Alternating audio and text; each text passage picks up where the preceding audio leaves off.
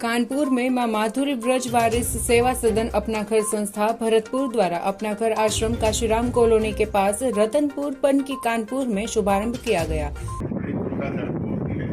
बड़ी शांति मिली और मन में भाव में उठ रहा है कि के आश्रमों से समाज सेवी संगठन समाज सेवी लोग जुटे तो इस सेवा का भाव तो भारत की संस्कृति में है, लोगों के मन में भी है, लेकिन कोई ना कोई रास्ता ढूंढते तो अपना घर आश्रम कोई आश्रम नगर में खुला है, उससे लोगों को एक अवसर प्राप्त होगा ये ईश्वरीय सेवा का।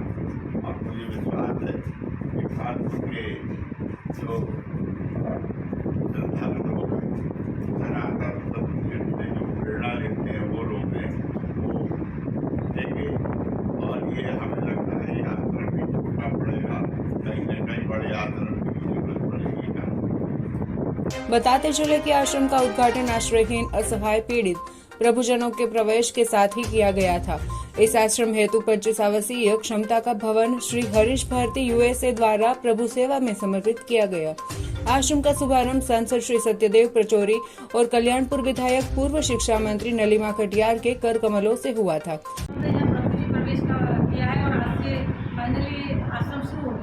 किस तरीके की सुविधाएं आपके आश्रम में दी जाए?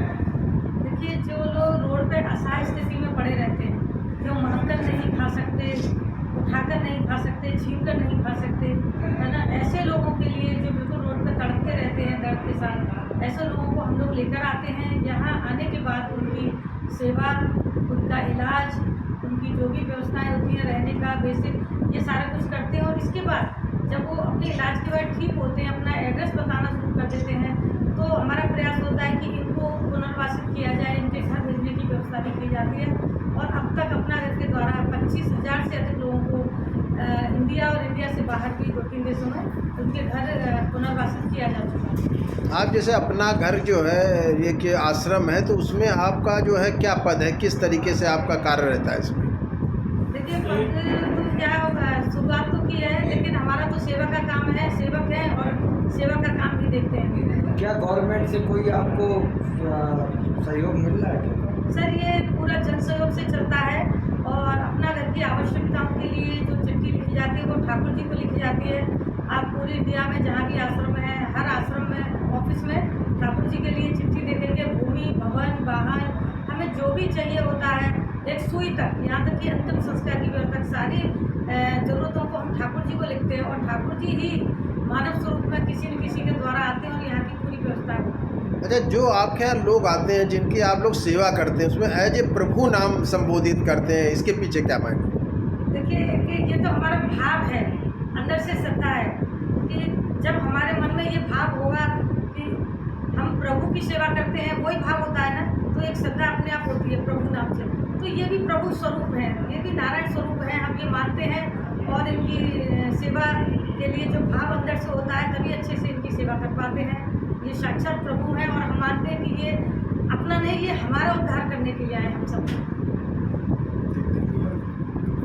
आश्रम के शुभारंभ में डॉक्टर अनुपम जैन, भारतीय जनता पार्टी कानपुर बुंदेलखंड क्षेत्र की दिव्यांग प्रकोष्ठ की सह संयोजक का विशेष सहयोग रहा था। इस आश्रम के संचालन के बाद कानपुर एवं उसके आसपास के क्षेत्रों में सड़क, रेलवे स्टेशन, बस स्टैंड आदि आश्रयहीन असहाय हालत में पड़े प्रभुजनों को रेस्क्यू करके आश्रम में प्रवेश देकर चिकित्सा, भोजन एवं अन्य सेवाओं की निःशुल्क उपलब्ध कराई गयी।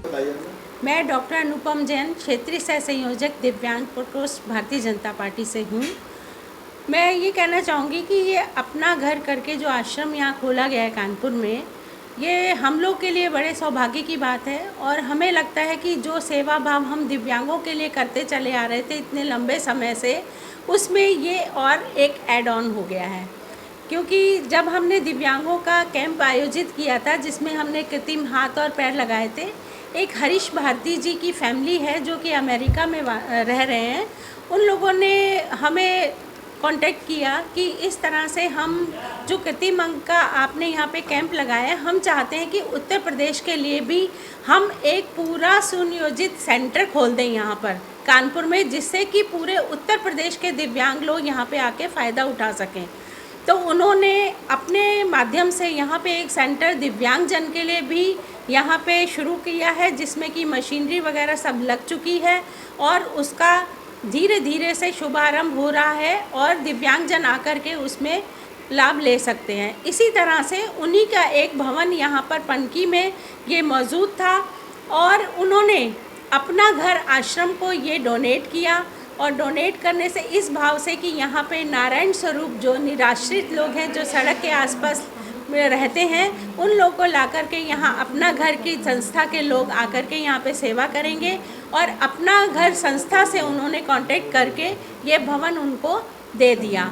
और कितनी अच्छी सोच थी। और उन्होंने कहा कि अनुपम जी, दिव्यांगजन के साथ साथ यहाँ पर निराश्रित लोगों के लिए भी ये भवन मैं यहाँ दे रहा हूँ और ये सुविधा अपना घर संस्था के द्वारा यहाँ पर शुरू की जा रही है, कृपया इसमें भी आप जुड़िए। इसी माध्यम से मैं आज यहाँ आई और इसका शुभारंभ आज से हो गया है। उल्लेखनीय है कि आश्रम देश में संस्था द्वारा संचालित 54वां आश्रम होगा तथा उत्तर प्रदेश में यह संस्था द्वारा संचालित 15वां आश्रम होगा। तो फिलहाल खबरों में बस इतना ही। ज्यादा जानकारी के लिए देखते रहे प्राइम न्यूज। सवाल आपके, आवाज हमारी। धन्यवाद। Like, share and subscribe prime समाचार।